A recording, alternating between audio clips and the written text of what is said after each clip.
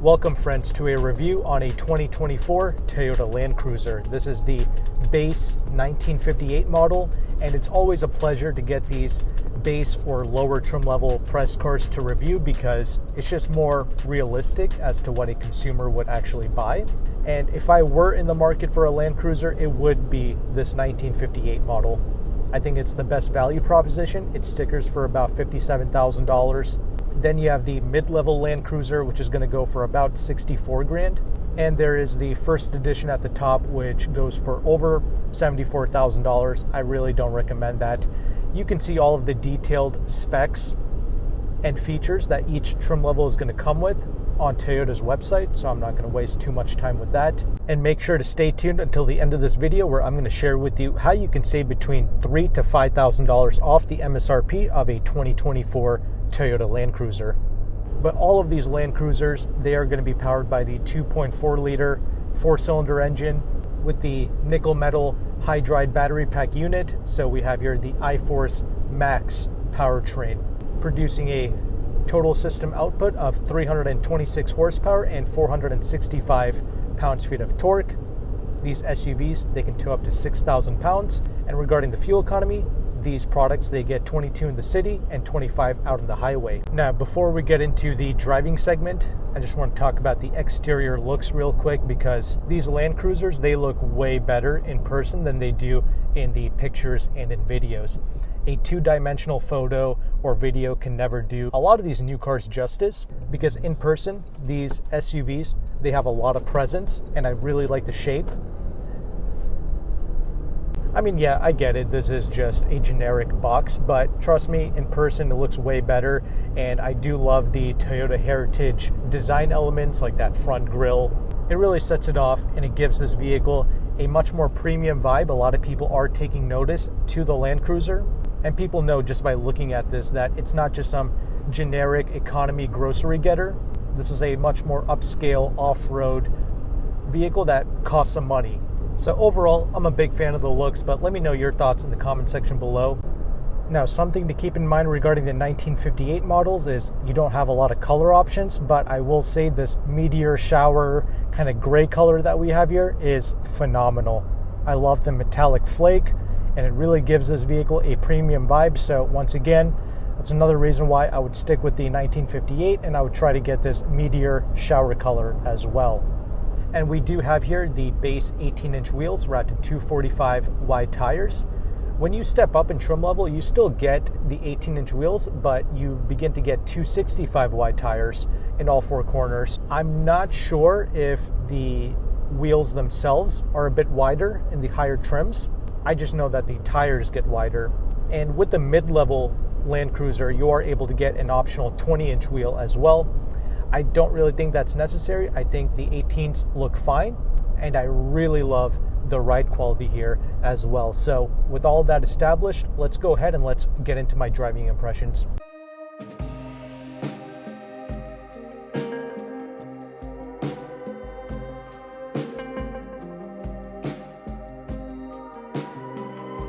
All right, let's get into these driving impressions. So as mentioned before, we have here the iForce Max powertrain. It's a lot of torque that this vehicle is producing, but really being foot to the floor in this, that's not necessary. That's not even the best way to enjoy the Land Cruiser. In fact, 0 to 60 on this, it's between 7.7 to 8 seconds flat, depending on which source you're quoting, which that's interesting. This feels a lot quicker than that. And putting your foot down all the way, it's not going to blow your mind by any means. What you're really going to appreciate is the effortless thrust that you have in day-to-day driving. So don't worry, you're not going to have any issues with power here. And most importantly, the engine isn't making a complete racket. They've definitely applied some sound deadening materials here, so it's hiding that coarse 4-cylinder noise. Once again, the braking performance is excellent here. It's a progressive brake pedal, but you have a ton of bite, and really stops this 5,000 pound SUV without any issues. So you have a lot of confidence there, especially in city traffic. And most importantly, the ride quality here, it's buttery smooth. This SUV is just so comfortable, and it's truly living up to its name, Land Cruiser. This thing is cruising on the land effortlessly. The steering is hyper smooth as well. It's on the lighter side, but I like it. It makes this giant SUV effortless to whip around. We also have here an 8-speed automatic transmission, which shifts really smoothly, and we don't have any paddle shifters here, which is a shame, but you can shift this manually with the gear lever, and I have to say it does a really good job. So that's why I would have liked to see paddles with an SUV like this, since we have a good and responsive 8-speed automatic. And with the 1958, we have 3 different drive modes to choose from. We have the normal, the sport, and the eco. I personally like to drive around in the normal mode, but if you do put it into sport, the drivetrain will react a bit quicker and you feel a bit more thrust when you floor it, but not by much. Once again, driving it foot to the floor ballistically, that's not the point of the Land Cruiser. Being calm and chill, that's the best way to enjoy it. Even the visibility is great. Seeing around the A-pillars and behind you, it's really not an issue. At first, I wasn't a big fan of the vertical side mirrors, but even that does a good job. And you don't really have any crazy blind spots here either. So well done in that regard. An easy SUV to drive and to place out on the road. And the overall driving position, a lot of people are going to appreciate this. You have a nice commanding view over the road, which again is what people want out of an SUV. But what I love is it never feels cumbersome, and it's refined and comfortable, but not in a robotic way. This has a ton of character, which is why I think this is one of the best Toyota products available for sale right now, because it blends together character, refinement, smoothness, while being fun at all speeds. And that's what really makes this such a great daily driver. And there is no weirdness with this product at all, with the drivetrain or the ride quality. You know, nobody's car sick in here when they ride in this SUV. And sure, you are going to get some of these smaller bumps translated into the cabin, but that's not really the vehicle being uncomfortable. That's more like this SUV is trying to communicate with you what type of roads and surfaces you are driving over. So once again, that doesn't bother me either. Almost anyone who gets into this, they're going to be blown away by the ride. It's dampened so well, and it really does an amazing job masking out the larger bumps, especially speed bumps, things of that nature. Really impressive. But I will say, handling wise, this is more on the floppy side. This is so softly sprung that you can really feel this thing leaning into the corners, but it's not ridiculous in any way. In fact, I like the way this is set up. I'm sure they could have made this a bit more rigid and not really compromise the ride quality, but if they did do that, I don't think I would like driving this SUV as much as I do, because that subtle floppiness, it once again adds to the character, and I think that also helps with the effortless driving nature as well. So honestly, I don't want them to change the way this SUV feels. I think they've really nailed the combination once again of refinement, smoothness, and driving character. Because yeah, there's a lot of generic like luxury car SUVs that are quiet, comfy, all of that, but they feel like nothing to drive. They have no soul, they have no character.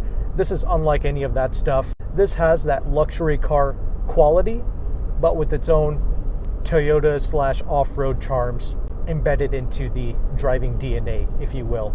And it's not even that noisy in here. This does a pretty good job at masking out the tire noise. And these Yokohama Geolandar tires, they're also excellent, pretty refined, both around town and out on the highway. But the only thing you get is a bit of wind noise, and especially out on the highway, you're going to get a bit higher wind buffeting, but even that is totally acceptable. No issues there.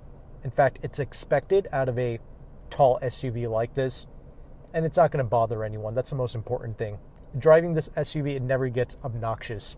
But speaking of highway, how is the performance at higher speeds? It's really good. The high-speed stability is much better than what you might expect just looking at this. Especially at 75, 80 miles an hour, you're cruising in this with confidence and with comfort. And that's the most important thing. But once you start getting up there, really higher speeds, which nobody's going to do. I get it. I was just testing the limits of this SUV. At the higher end, you are going to notice a bit of nervousness, which is expected out of an SUV like this, which is a little over 5,000 pounds and sits up higher. You're going to expect a bit of nervousness at really high speeds, but again, for what you're going to be doing at the highway, 75, 80, this is perfectly fine. You don't get any crazy wandering or shaking from the steering wheel, none of that. It drives like a regular SUV for the most part, but it's got those off-road capabilities that many people are going to appreciate. It's way less compromised than things like the Broncos, the Wranglers, that Ineos Grenadier that came out. Sure, all of those products are going to give you a unique, charismatic off-road driving experience out on the road, but I think this is going to serve more families a lot better. And just driving this thing calm, cool, and collected, that's the best way to whip it. You know, driving this hardcore, throwing it into corners, that's not the way to do it. The proper way to drive the Land Cruiser, you have to pose it just the right way. You have to have the wrist at the 12 o'clock position with the arm on the windowsill here, and this is the way to drive it, just like this. And when you do that, you're really going to enjoy your experience with the Land Cruiser. I can assure you of that. No, I'm just joking. Make sure to have your hands at the, what is it, 10 and 3? No, 10 and 2 and the 9 and 3 at all times. But enough of that nonsense. Let's go ahead and let's transition into the interior segment now.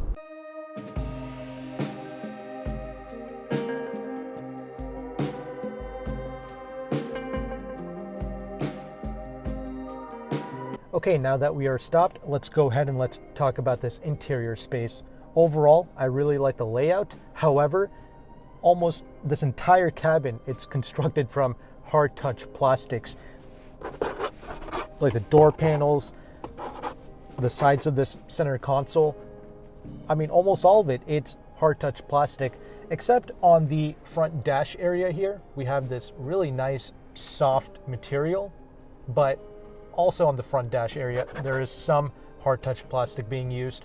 Overall though, the solidity is high, so I don't really care or mind. I just want to bring this to your attention because it doesn't necessarily affect your everyday life, but it just would have been nice if Toyota would have used this softer material that they have on the front dash. I wish they would have used it in more areas throughout the cabin. Even the armrest areas, they're all hard touch. So again, it doesn't bother me. Like my elbows, they never hurt when I rest it either at the bottom here or on the top. But once again, it would have been nice to see the softer touch materials. And I have not tried the mid-level trim or the first editions. Perhaps they have slightly better materials being used. I'm not sure. If you have tried those higher end models, please share with us in the comment section if they have slightly better materials or softer materials being used. Again, this does not bother me at all. In fact, you appreciate some crudeness with a product like this because it's a really interesting combination to have a rather refined driving product, almost luxury-esque, while being shrouded in all of this plastic. It's kind of ironic and charming in a way. But regardless though, we do have this leather-wrapped steering wheel, and this is a heated steering wheel. We get that as standard, and we also get heated front seats as well with this 1958 base model. We also have here automatic headlights, automatic high beams, and even automatic windshield wipers as well. But then again, this product, it does cost over 50 grand, so you do expect some of these creature comforts. And speaking of the seats, we have here cloth seats in the front and in the rear, which I don't mind. Once again, that adds to some of the character. I just wish that the driver's seat at least would have been electric powered, but it's not. All the seats in here, they are mechanical and you have to adjust it yourself. Same thing with the steering wheel. It is tilt and telescopic, but it's mechanical. When you step up in trim to that mid-level Land Cruiser, you're going to get the Softex seating with a power driver seat, and it's going to be heated and ventilated front seats as well. So that is pretty cool. But once again, I appreciate the comfort of this cloth. It could use a bit more lumbar support, but it's not bad. Even on a longer trip, I am satisfied with these cloth seats. Plus, it's pretty easy to wipe down as well. We have here one-touch up and down windows for all 4 windows, but we don't have here double pane glass or anything like that. That would certainly cut down on the wind noise, especially at the higher speeds. But this lets in just the right amount of information from the outside world to be communicative and engaging, if you will. The doors themselves, they feel nice and hefty, but when you close them, it makes a kind of a tinny sound. I know a lot of Mazdas, they do that as well, but the door itself, it is nice and strong. And that's another advantage of these newer Toyota vehicles. They seem to be really safe in a crash test. An example would be the new Tundra. It is literally an IIHS top safety pick. It went from being one of the least safest trucks in a crash test to being the most safest. So that's impressive. And you know that other vehicles like the Tacoma, this Land Cruiser, they're all going to follow suit. So well done there. We also have here the basic audio system. And you know what? It sounds decent. It's got some life and some punch to it, but you do have to crank up the volume a little bit. It's certainly not the best by any means. The lower end tones and some of the instrument separations, that could have sounded better, but once again, for a bass audio system, this is not garbage by any means. You can enjoy this setup the way that it is. If you want the JBL, you have to step up to the mid-trim level or the first edition. The first edition gets the JBL as standard. However, with the mid-level Land Cruisers, you have to add in an additional premium package, which is around $4,600, I believe. And that's going to give you the JBL along with a moonroof and a couple of other features, which that is a really steep price to pay. I wish they would have just given us the JBL as standard with that mid-level Land Cruiser, but they don't. They force you to get the premium pack, and that's going to push the MSRP of a mid-level Land Cruiser to close to 70 grand, and that's just too much in my opinion. That's why I think the 1958 is perfect for around 57 grand, and with the discounts that I will be talking about later on in the conclusion segment, you can get this for around 55 grand, and that is amazing. Paying 70 grand for this is going to put you in the price realm of the new Lexus GX 550, like a premium plus model. So a well-equipped GX 550 can also be had for about 70 grand. And I'll make some more comparisons with that SUV towards the conclusion segment. But for right now, let's just get back to the interior space. And because this bass audio sounds decent as it is, I probably would not step up to the JBL unless you really like this SUV and you don't mind paying up for it. I think this will satisfy most people. Anyway, with the 1958, we're also going to get a smaller 8-inch infotainment screen, but it comes with wireless Apple CarPlay and wireless Android Auto. Genuinely, I don't mind the smaller screen, but when you step up to the mid-level, you are going to get the larger 12.3-inch infotainment, which is also nice. It would give this dash a slightly more premium vibe, but the 8-inch is nice because I can just stretch out my hand and I can reach all points of the infotainment without any issues. That's one of the advantages of having a smaller touchscreen, and it simply gets the job done, so I don't really care. I love the separate HVAC controls and the separate screen that we have for the temperature readouts. I wish more companies would follow suit with what Toyota is doing with the HVAC. It's elegantly implemented and easy to use. We have 3 USB-C ports here, and we don't have a wireless charger here with the 1958. That would have been nice to see because I like the way they have this phone tray set up. Your phone's not going to be flipping and flopping all over the place. But oh well, you're simply going to have to step up in trim level to get the wireless charging pad. And down below we have some various controls for your differentials, your 4-wheel drive controls, and your electronic parking brake. Gear shifter is just traditional Toyota, and we have here a regular backup camera. When you step up to the mid-level Land Cruiser, you're going to get the multi-terrain monitor, which is essentially your 360 camera. I'm sure that's going to be great to use with the larger infotainment. But as mentioned before, this SUV, it is easy to place out on the road, and it's also easy to park as well, so I don't really mind not having the 360 camera. I'm not a big fan of the Toyota digital gauge clusters. That's kind of a con for me. It's a bit cumbersome, and they shove a lot of things into this gauge cluster where they could have split this up and put some of these features into the infotainment screen, because with the infotainment, there's not a whole lot going on, so they could have made this digital gauge cluster a bit less cumbersome, but oh well. The center armrest space is nice and deep. very practical. Got 2 cup holders here. The glove box is not very large, and the door pocket space is okay. We have no sunroof here.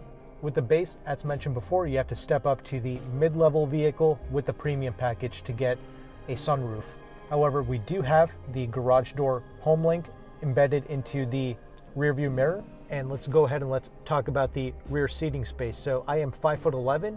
I personally have no real issues getting in and out of this SUV. I certainly don't need a side step for this. And I had some other people in here who were much shorter, 5'2", 5'3". They also didn't have too much trouble getting in and out. You mainly just have to get your foot up onto the platform, and then you can sort of slide yourself in. So it's pretty impressive the way they have this set up. It's the easiest like off-road-esque SUV to get in and out of compared to things like the Broncos, the Wranglers, and the previous 4Runners. This is way easier to get in and out of. And regarding the rear seating space, you have plenty of headroom, but the legroom, it's a bit limited. It's not bad by any means. I can certainly fit behind myself, and the tow room is okay. But if you're really tall, like over 6 feet, then you're not exactly going to be stretching out back there, but overall it's a decent package. And you have your own climate control in the rear. They have the air vents embedded into the side ceiling area, so that's where you have the air coming from. But it's cool to see the rear seat occupants having their own climate to play with. And once again, the cloth seats are pretty comfortable. It's not that great with that middle seat, but it's never that comfortable in the middle of most cars or SUVs. And overall, I would say the cabin, it's not super wide in here.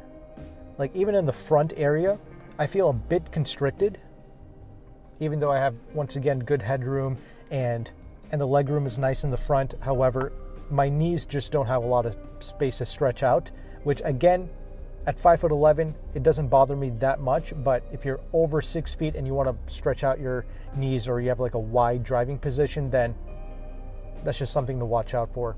Finally, let's talk about the trunk. So we don't have a power lift gate here. You have to physically open up the latch yourself, which can be kind of a pain because it is rather heavy. And to put your items in the back, you actually have to lift them up a bit higher because they've embedded this subtle step. The trunk space itself, it's massive. You even have some USB-C ports in the back, along with a household outlet in the rear. So yeah, storage is not an issue. And you can, of course, fold down the rear seats. And I forgot to mention the rear seats, they're also reclining as well. The only other subtle con to note is when you have the seats folded down, there's once again a subtle hump. So the seats don't fold down quite flat. So if these things annoy you, it's just something to keep in mind. But with that established, let's go ahead and let's conclude this review.